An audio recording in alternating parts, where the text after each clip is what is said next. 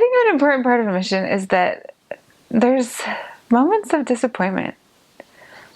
Like, so in the last area I was in, Springfield, Illinois, there was a man from Puerto Rico that we were teaching, and he just loved the gospel. He was very independent, like in the way he interpreted it.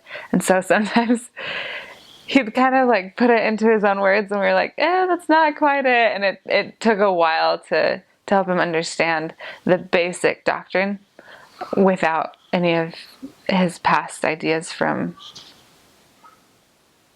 a lot of different religions that he'd been familiarized with.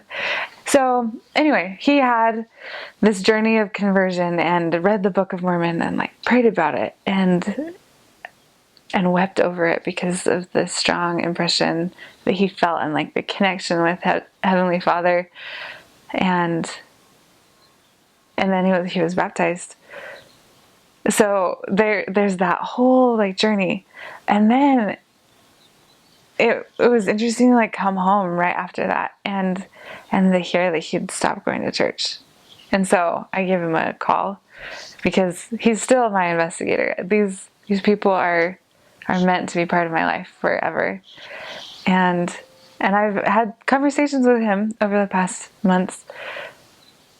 And he's still trying to decide where he wants to be with religion.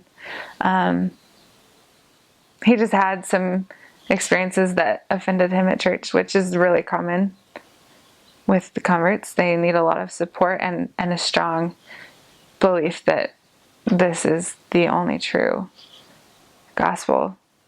So he didn't quite have that. He saw it as like the best gospel he'd experienced, but now is like moving on to try to find other places because he feels like he got hurt, at church. And so anyway, I just think that's important to realize that there will be so many moments where someone's progressing and then they stop, but we never give up on them because conversion is a process and they still are better for the progress that they've made.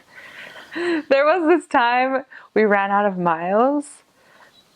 Probably happens more often than not by the end of the month.